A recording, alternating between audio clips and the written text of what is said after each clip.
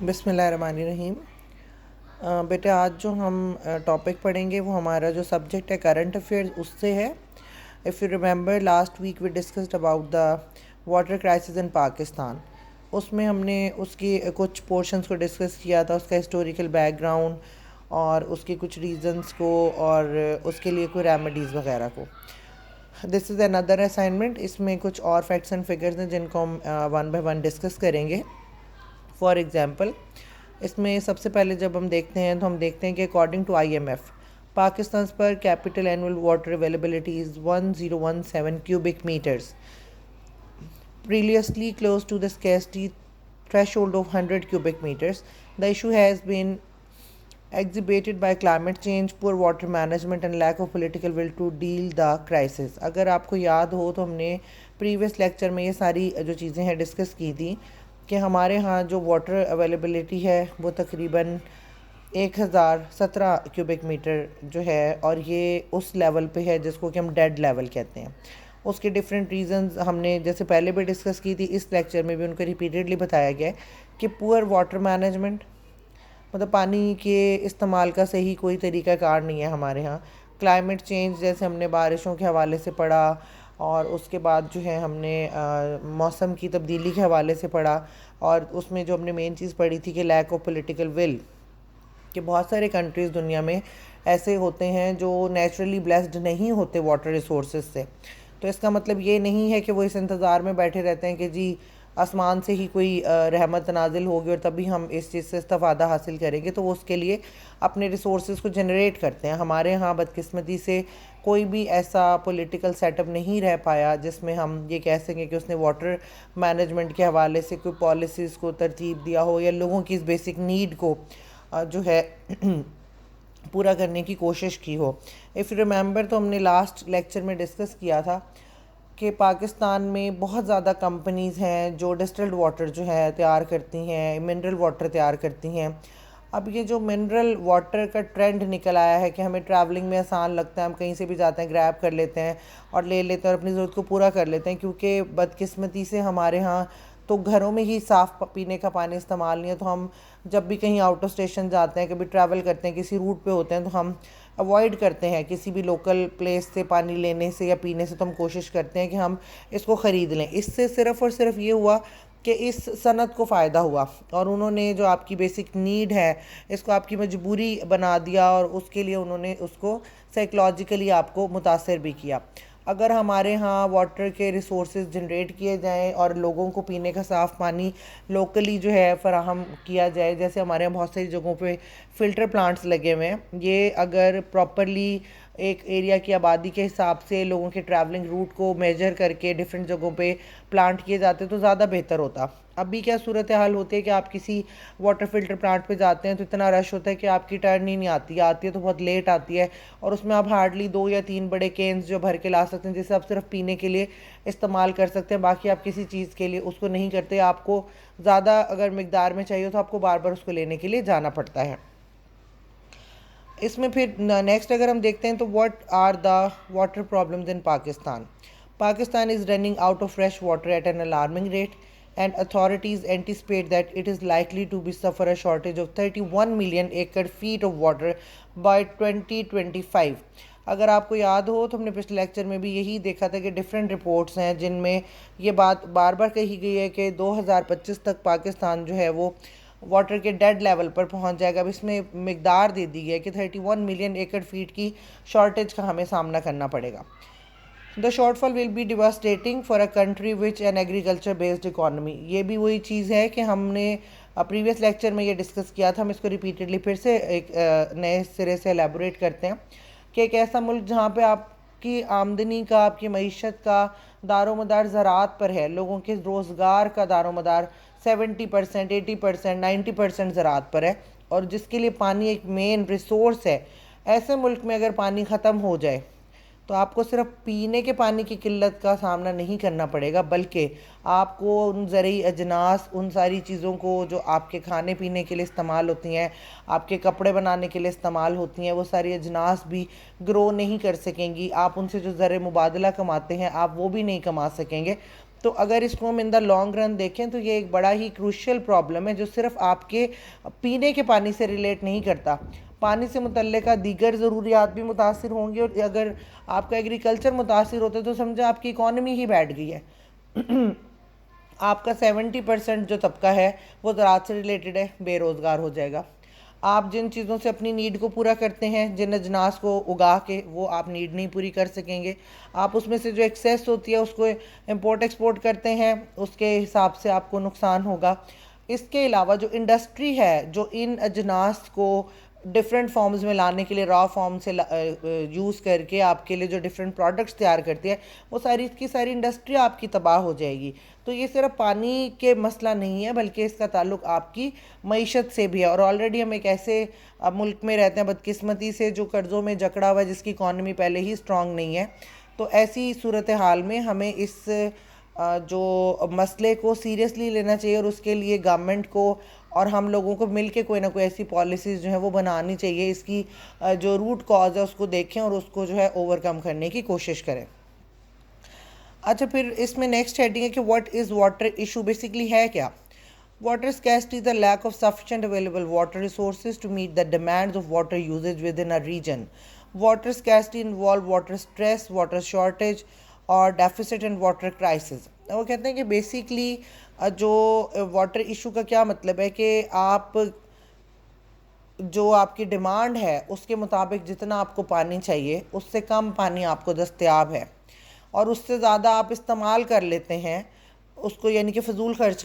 जैसे हम कहते हैं ना किसी चीज़ की फ़जूल खर्ची करना, तो उसको बेसिकली वाटर क्राइसिस जो है वो कहा जाएगा, जिसमें वाटर का कम होना है, उसका क्राइसिस कह लें, उसको वाटर स्ट्रेस कह लें, ये सारी टर्मिनोलॉजी उसके लिए इस्तेमाल होती हैं।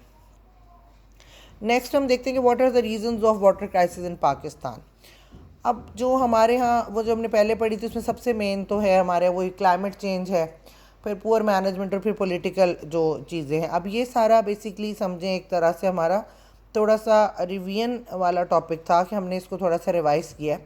अब असल जो हम इसमें नई चीज़ पढ़ेंगे वो क्या होगी कि how can we save water in Pakistan, कि वाटर को सेव कैसे किया जाए। इसमें सबसे पहले तो क्या है आपका कि आप जब घर में पानी इस्तेमाल करते हैं, हम हैं मतलब हमारी फैमिली मेम्बर्स हैं, बहुत सारे लोगों को मैं पर्सनली ऑब्ज़र्व किया है, इवन देन हम खुद भी बाज़ औक़ात इस सिचुएशन का शिकार होते हैं कि हमारे यहाँ ये ट्रेंड ही नहीं है कि पानी को सोच समझ के इस्तेमाल किया जाए। Whenever we brush our teeth, हम ब्रश करते हुए, ब्रश को दांतों पर रब करते हुए टैप को खुला छोड़ देते हैं। बस जितनी देर हम ब्रश कर रहे हैं वो वाटर जो है वो यूज़ नहीं हो रहा, लेकिन वो वेस्ट हो रहा है। इसी तरह से जब हम शॉवर लेते हैं, शॉवर में एक तो वैसे ही ज़्यादा मकदार में पानी आता है आपकी ज़रूरत से, वो वैसे ही ऑलरेडी ही वेस्ट हो रहा होता है। लेकिन बाज़ों का क्या होता है कि हम अननेसेसरीली शॉवर को ऑन रखते हैं, स्पेसिफिकली गर्मियों में। जैसे हमारे यहाँ गर्मी का एक तोड़ है कि जी जब आपको ज़्यादा गर्मी महसूस है आप जाके शॉवर ले लें, उसमें हम बहुत देर तक उस पानी के नीचे खड़े होकर अपने आप को सूद करते हैं, रिलैक्स करते हैं, और पानी को बिला वजह हम ज़ाया कर देते हैं। हाथ धो रहे हैं हम तो सोप को रब करते हुए हम पानी चलता रहने देते हैं। हम वॉशिंग करते हैं, बर्तन धो रहे हैं, कपड़े धो रहे हैं, तो जितनी देर हम उनको डिशेस को जो है वो सोप से क्लीन कर रहे होते हैं उतनी देर टैप को हम चलता रहने देते हैं। जितनी देर हम कपड़े धोते हैं तो वो टैप चलती रहती है, पानी बहता रहता है। तो ये हमारी रोज़मर्रा की रूटीन है। Specifically being a female I can well understand the problem. आप भी इस चीज़ को बेहतर तरीके से जज कर सकते हैं क्योंकि आप अपने घरों में ये चीज़ें देखते हैं, और इसको कोई मायूब नहीं समझा जाता। ये एक रूटीन मैटर में लिया जाता है जनरली। मतलब कुछ लोगों के अलावा जो इस चीज़ को सीरियसली लेते हैं या पानी को अल्लाह की एक नेमत समझते हुए इसको ज़ाया होने से बचाने की कोशिश करते हैं, उसके अलावा मेजॉरिटी जो हमारे यहाँ ट्रेंड है, हम इसको नहीं बॉदर करते कि पानी जो है क्योंकि फ्री अवेलेबल है हमें अल्लाह ताला की तरफ से, और हम इसको बेदरेग इस्तेमाल करते हैं। इसके बाद फिक्स योर लीकिंग टैप्स के हमारे यहाँ जो है एक जनरल ट्रेंड कहा जाए, स्पेसिफिकली मीडियोकर फैमिली में देखा जाए कि कोई मसला होता है, कोई भी किसी भी किस्म का, कोई जो है घर में बल्ब चेंज करने वाला है, या कोई चीज़ टूट गई उसकी मरम्मत कराने वाली है, या कोई टैप आपकी लीक हो रही है, तो हम बिल्कुल जब तक एंड पे नहीं पहुंच जाते उस मसले के, हम उसको इग्नोर करते हैं। तो ये भी एक रीज़न है कि अगर टैप्स लीक करती हैं या इसी तरह से टैंक्स, वाटर टैंक्स लीक करते हैं किसी भी हवाले से, तो हम उनको इमीडिएटली जो है रिपेयर नहीं कराते। तो ये ऐसा नहीं होना चाहिए। बॉयल योर वाटर, आप जो है पानी अपना जो है उसको बॉयल करके इस्तेमाल करें। जब हम बॉइलिंग वाटर को पीने के लिए इस्तेमाल करेंगे और हम ये बात अपने जहन में बिठा लेंगे कि हमने पानी को बॉयल ही करके पीना है, तो उसका क्या नतीजा निकलता है कि फिर आप पीने के लिए वही पानी इस्तेमाल करेंगे और बार बार बॉयल करने से अवॉइड करने के लिए, उस फटीग से बचने के लिए क्या होगा कि हम उस पानी को एहतियात के साथ इस्तेमाल करेंगे बनिस्बत इसके कि हमने टैप ऑन किया और फटाफट गिलास भरा और पी लिया। टेक शॉर्ट शॉवर्स, वही अभी जैसे मैंने डिस्कस किया कि शॉवर्स जो है लिमिटेड टाइम के लिए लें और उसमें उसको टैप को जो है वो बंद रखें। सेव योर अनक्लीन क्लॉथ्स, आपके जो अनक्लीन क्लॉथ्स हैं, सेव मीन ये है कि उनको इकट्ठा कर लें और फिर एक ही दफ़ा वॉशिंग कर लें, ताकि एक ही दफ़ा जो है उनको डेली बेसिस पे धोना या थोड़े थोड़े करके धोना, उससे क्या होता है कि बार बार वाटर आप यूज़ करते हैं, तो उसको एक प्रॉपर मैनेजमेंट कर लें। स्टीम योर फूड, अपनी फूड को स्टीम करके खाएं, उसमें ज़्यादा वाटर यूज़ ना करें। स्टीम फूड जो वैसे भी हेल्थ के लिए अच्छी है कि वो जब एक्स्ट्रा कुकड नहीं होती, ऑयली नहीं होती, तो उसके अंदर जितनी भी ग़िज़ाइयत होती है वो वेस्ट नहीं होती और वो आपकी बॉडी के लिए एक हेल्दी जो है एडिशन होती है और आपके ब्रेन को, आपकी स्किन को, आपके हेयर को, आपकी बॉडी एनर्जी को जो है वो बूस्ट करती है। मिनिमाइज फूड वेस्ट, अब फूड वेस्ट से मुराद यहाँ पर है कि water is also an element of food, कि हम हर खाने के पीने की चीज़ों के साथ, हर उसके साथ मील के साथ यूजुअली पानी का इस्तेमाल करते हैं। तो उसमें क्या होना चाहिए कि आप अपना फूड इनटेक जो है वो भी जो है उसको प्रॉपर मैनेज करें। जैसे अल्लाह ताला ने भी जो ये हुक्म दिया है, नबी पाक सल्लल्लाहु अलैहि वसल्लम के हदीस से हम सुनते हैं, पढ़ते हैं कि पेट भर के खाना नहीं खाएं, मतलब शॉर्ट मील्स लें। तो जब हम लिमिटेड चीज़ें खाएंगे तो उसको पकाने के लिए, प्रिपेयर करने के लिए भी कम पानी इस्तेमाल होगा, और जब हम उनको एक लिमिटेड टाइम के लिए खाएंगे या फिक्स टाइमिंग पे खाएंगे तो हम जो बार बार उस पानी को इस्तेमाल करेंगे उससे भी बच जाएंगे। वैसे आपको डेली जो कम से कम 8 से 10 गिलास पानी पीना चाहिए, जो कि ह्यूमन बॉडी की रिक्वायरमेंट है, लेकिन उसको पिए। होता क्या है कि जब हम दिन में बार बार फूड लेते हैं तो बाज़ वक़्त क्या होता है कि हम पानी पीते हैं लेकिन उसको पूरा फिनिश नहीं करते, उसको गिलास में छोड़ देते हैं, स्पाइसी लगा थोड़ा सा ले लिया या वैसे दिल चाहा थोड़ा सा पानी पी लिया। तो ऐसे जो है पानी को पी के फिर छोड़ देना और वेस्ट कर देना, उससे बेहतर है कि आप उसको अपनी फूड जो है क्वांटिटी के साथ मेजर करके प्रॉपर मैनेजमेंट के साथ उसको यूज़ कर लें। नेक्स्ट इसमें अगर हम देखते हैं तो हमारी हेडिंग है कि why is water so important, कि पानी की आखिर इतनी क्या है मसला कि हम इसको इतना ज़्यादा जो है इम्पॉर्टेंट समझते हैं। बेसिकली पानी की जो इम्पोर्टेंस है हमने नहीं बनाई, पानी अल्लाह ताला ने ही हमारी बुनियादी ज़िंदगी की जो ज़रूरियात है उसका एक जुज़ बनाया है। हमारे कहने से इसकी इम्पोर्टेंस ना तो कम होती है ना इसकी इम्पोर्टेंस बढ़ती है।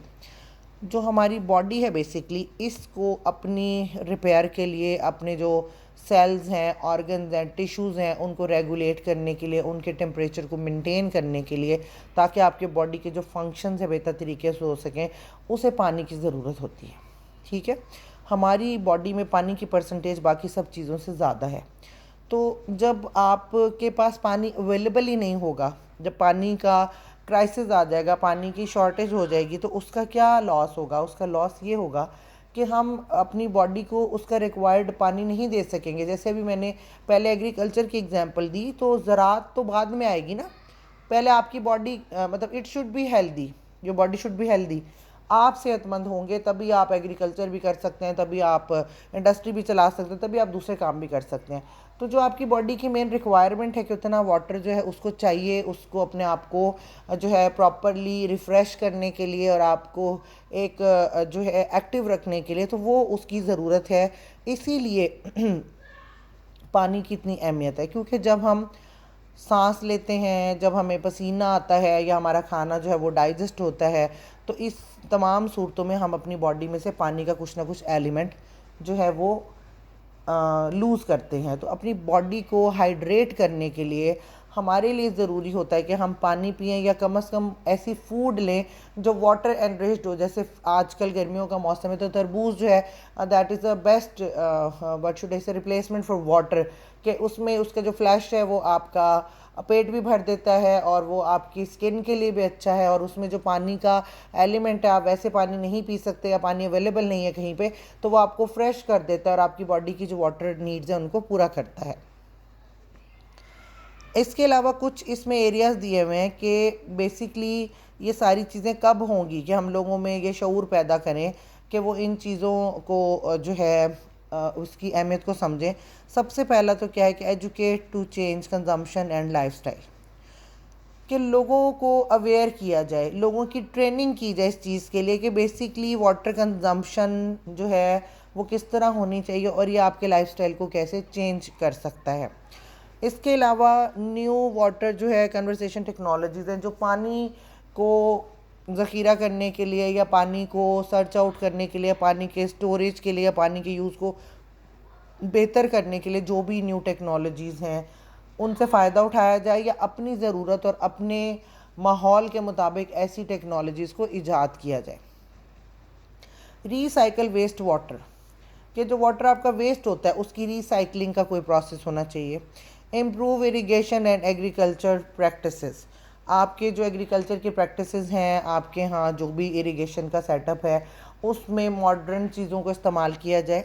ताकि ऐसे तरीके लाए जाएं जिसमें आप पानी को ज़्यादा बेहतर तरीके से और ज़्यादा मिकदार में इस्तेमाल करके उससे उतनी ही प्रोडक्शन भी ले सके। मतलब वाटर वेस्ट ना हो, उसकी प्रॉपर ऐसी मैनेजमेंट की जाए कि जितनी रिक्वायरमेंट है पानी उतने ही परसेंटेज में इस्तेमाल हो सके। अप्रोप्रिएटली प्राइस वाटर, अब ये प्राइस वाटर की जो बात है शायद आप लोगों के लिए मे बी क्या अनयूजुअल हो और बहुत सारे बच्चों ने शायद इस चीज़ को ऑब्ज़र्व भी नहीं किया होगा, पर अगर आप कभी लाहौर, इस्लामाबाद, कराची या इसी तरह डिफरेंट बड़े शहरों में जाएं तो आपको पता चलेगा कि वहाँ पर पानी जो है उसका बिल आता है। आप ऐसे नहीं अपनी मर्ज़ी से, जैसे हमारे यहाँ हमने बस मोटर ऑन की और पानी चल रहा और चल रहा और चल रहा और वेस्ट करें, वहाँ पे पानी का बाकायदा बिल आता है। तो वो जो बिल आने की वजह से किसी हद तक आप इस चीज़ को कंट्रोल कर सकते हैं कि जब आपको पे करना पड़े तो ज़ाहिर सी बात है कि आप उसको कंट्रोल करने की कोशिश करेंगे। तो इसी तरह से अगर हम वाटर की प्राइसेस को अप्रोप्रिएट करें और उसे थोड़ा सा इस लेवल पे ले आएँ कि लोगों को जो है पानी की अहमियत का अंदाज़ा हो, तो इससे भी लोगों के बिहेवियर में चेंज आ सकता है। डेवलप एनर्जी एफिशिएंट डेजिलिनेशन प्लांट्स, अब ये वही चीज़ होती है कि आप जो है अपने लिए एनर्जी के जो प्लांट्स हैं उनको प्रिपेयर करें जिससे आप वाटर को ज़्यादा से ज़्यादा जो है जनरेट कर सकें और उसे फिर अपनी नीड्स के लिए इस्तेमाल कर सकें। ये सारी चीज़ें अगर हम कर लें और हम अपने लोगों को ये सब कुछ समझा दें तो बहुत हद तक हम, ये तो नहीं कि शायद इस क्राइसिस पे पूरा ही काबू पा लें, लेकिन ये ज़रूर हो सकता है कि हम एक लंबे अरसे तक जो है इस पानी को इस्तेमाल करके अपनी ज़रूरियात को पूरा कर सकें और इस दौरान में भी कोई ऐसे रिसोर्सेज जनरेट हो जाएं, कोई ऐसी पॉलिसीज़ बन जाएं जिससे हम इस मसले के ऊपर मुकम्मल तौर पर काबू पा सकें। इसी तरह से जब हम वाटर के हवाले से बात करते हैं तो इसमें बेसिकली हम बहुत सारी चीज़ों को डिस्कस करते हैं। इसमें अगर हम देखें तो जो पानी के मसाइल हैं उनमें से जो सबसे बड़ा मसला जो है, अगर हम इसको देखते हैं, जो हम इसका एनालिसिस करते हैं अपनी पूरी जो वाटर इशू का, उसमें मेन जो चीज़ हम देखते हैं वो यही है कि हमारे यहाँ जो वाटर की क्वालिटी है वो किस हद तक है, मतलब जो अवेलेबल वाटर है क्या वो भी इस काबिल है कि वो हमारी उनको ज़रूरियात को पूरा कर सके। ठीक है, इसमें अगर हम देखते हैं तो हम बहुत सारे एरियाज़ में सुनते हैं, स्पेसिफ़िकली आप लोग भावलपुर से बिलोंग करते हैं बच्चे, तो आपने अक्सर ये चीज़ देखी होगी कि बहुत सारे इलाकों में ये सुनने में आता है जी यहाँ पे पीने का जो पानी है वो सही नहीं है, मतलब हेल्थ के पॉइंट ऑफ व्यू से। उसकी रीज़न क्या है कि हमारे यहाँ जो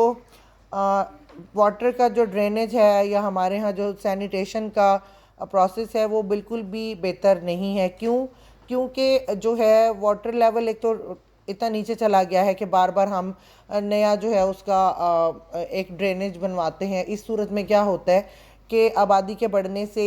जो लोगों के घरों का सीवरेज सिस्टम है वो भी जैसे कि एक्सपैंड हुआ, उसका ये नुकसान हुआ कि पुअर क्वालिटी का सीवरेज सिस्टम अगर इंट्रोड्यूस कराते हैं तो उसकी सीपेज आपके एरिया में हो जाती है। वो जो सीपेज्ड वाटर है वो उस वाटर में जाके शामिल हो जाता है जिसको कि आप मोटर के ज़रिए खींच के इस्तेमाल करते हैं। तो ऐसी सूरत में क्या होता है कि ये जो सीवरेज का गंदा पानी है ये आप इवन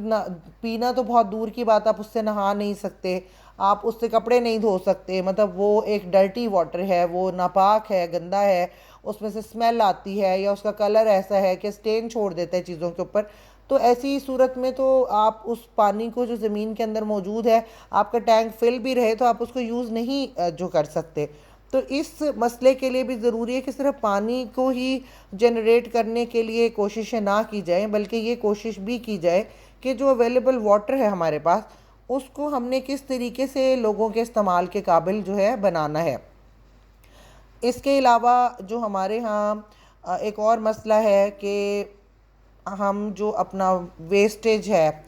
ह्यूमन वेस्ट है, एग्रीकल्चरल है, इंडस्ट्रियल वेस्ट है, जैसे बहुत सारे इलाकों में मैंने पर्सनली ऑब्ज़र्व किया ये चीज़ के लोग जो हैं जैसे कहते हैं कि जी चलता हुआ पानी साफ़ होता है, तो एक एरिया ऐसा होता है जहाँ पर लोगों ने अपने ड्रेनेज जो है अपने घर के करीब वाली नहरों में या दरियाओं में निकाले हुए हैं, सीवरेज के कोई प्रॉपर उसका सेटअप नहीं किया हुआ। अब वही पानी आगे जाता है तो इंसान और जानवर उसको पीने के लिए या डिफरेंट चीज़ों के लिए इस्तेमाल करते हैं। ऐसी सूरत में वो जो अवेलेबल वाटर है वो भी हेल्थ के लिए बिल्कुल भी ठीक नहीं है। तो जब हम ये सारी चीज़ों के बारे में बात करते हैं तो उसमें मेन जो चीज़ इसमें हमारे यहाँ प्रॉब्लम क्रिएट करती है वो ये है कि ये सिर्फ अनपढ़ या पढ़े लिखे लोगों का मसला नहीं है कि जी अनपढ़ लोग ऐसा करते होंगे और जो है पढ़े लिखे लोग नहीं करते होंगे। हमारे यहाँ जनरल ट्रेंड है, ये ह्यूमन नेचर है, जैसे हम कहते हैं ना चीज़ों को फॉर ग्रांटेड लेना, कि जो भी चीज़ें अल्लाह ताला की तरफ से आपको दे दी गई हैं, फ्री ऑफ कॉस्ट हैं वो आपके लिए, उनकी हम कदर ही नहीं करते। और मेजॉरिटी लोगों को ये जब तक आप उस मसले का शिकार नहीं होते वो उसके ऊपर बिलीव नहीं करते। फॉर एग्ज़ाम्पल हम आजकल के दौर में कोरोना वायरस की एग्ज़ाम्पल लेते हैं। बहुत ज़्यादा लोगों में थ्रेट हुआ, बहुत ज़्यादा लोगों में परेशानी हुई लेकिन टाइम के साथ साथ क्या हुआ, उसकी शिद्दत में कमी आती गई। फिर बहुत सारे लोगों की ओपिनियन चेंज हुई कि जी मरना तो है ही, तो कोरोना से क्या डरना है, तो हम जी बाहर निकल जाते हैं। उसके बाद क्या हुआ कि कुछ लोग जिन्होंने इस चीज़ को फेस ही नहीं किया, सफ़र ही नहीं किया, कहीं सुना ही नहीं, तो उन्होंने कहना शुरू कर दिया जी कि कोरोना तो है ही नहीं, एग्जिस्ट ही नहीं करता ना, तो हम इससे क्यों डरे। बिल्कुल इसी के एग्जाम्पल को हम अगर वाटर इशू के ऊपर लेकर आएँ तो उसमें क्या होता है कि लोगों के अंदर ये रुझान ही नहीं है कि वाटर का भी कोई इशू हो सकता है या वाटर क्राइसिस भी आ सकता है, या अल्लाह ताला ने जो एक चीज़ है हम समझते हैं बस ज़मीन के नीचे पानी है और हम उसको मोटर के ज़रिए खींचते जाएंगे और इस्तेमाल करते जाएंगे, तो लोग कहते हैं कि अल्लाह ताला एक ऐसी नेमत को कैसे ख़त्म कर सकते हैं, जिसकी वजह से वो उन तरीक़ाकार को अडॉप्ट करने की कोशिश ही नहीं करते जो उनके लिए फ़ायदेमंद हो सकते हैं। अब हमारे यहाँ जो इश्यूज़ हैं, जैसे मैंने पिछले लेक्चर में भी बताया, रेनफॉल से हमारे यहाँ आता था, ग्लेशियर के रन ऑफ से हमारे यहाँ आता था, रिवर से आता था, ग्राउंड वाटर से आता था। ये जो सारी चीज़ें हैं इनमें से हमारा जो 60% वाटर जो थी ना उसकी पार्टिसिपेशन थी मूनसून की हवाओं की वजह से, और ये एक बड़ा सिग्निफिकेंट प्रोपोर्शन था। और नॉर्मली दिसंबर से मार्च के दरमियान जो है ऐसा हमारे यहाँ मौसम रहता था कि वेदर की वजह से हमारे यहाँ बारिशें होती, पानी आता, फिर गर्मियाँ आती तो ग्लेशियर्स रन ऑफ होते और वो दरियाई पानी जो है डिफरेंट जगहों पर पहुँच जाता। तो अभी जो क्लाइमेट चेंज है जिसकी वजह से मानसून का जो सीज़न है वो कम हो गया है या उसका प्रोपोर्शन कम हो गया है, बारिशें नहीं होती। हमारे यहाँ फर्नीचर के लिए जंगलात की लकड़ी को काट कर इस्तेमाल कर लिया जाता है। वो जंगलात जो बारिशों का और ठंड का बाइस बनते थे, अब जाहिर है वो जो है गर्मी उनकी वजह से बढ़ गई है, तो जो वाटर है वो इवेपोरेट होकर वेस्ट हो जाता है। और इसी तरह के बहुत सारे मसले हैं हमारे यहाँ। जो पिछले 30 से 50 सालों में जो रेनफॉल है वो बहुत ज़्यादा डिक्रीज़ हो गई। स्पेसिफिकली अगर हम बलूचिस्तान की बात करें तो ऑलरेडी ही एक ड्राई एरिया है, वहाँ पर ड्राई माउंटेन रेंजेस हैं, जिसकी वजह से कुछ जो एक ओवरऑल जो एक इकॉनमी में आपका पूरे कंट्री के डिफरेंट इलाके कंट्रीब्यूट करते हैं, तो उसमें से बलूचिस्तान इसका बड़ा एक ज़्यादा शिकार हुआ, जो हमारा रकबे के लिहाज से सबसे बड़ा सूबा है, लेकिन वो हमारे यहाँ वाटर जो मैनेजमेंट के लिए उधर से हमें कोई रिसोर्सेज जो है वो नहीं मिलते। इसी तरह से डिफरेंट जगहों पे जो है डिफरेंट इश्यूज़ जो हैं इसके हैं, जिसकी वजह से पानी का जो मसला है वो बार बार जो है बढ़ता जाता है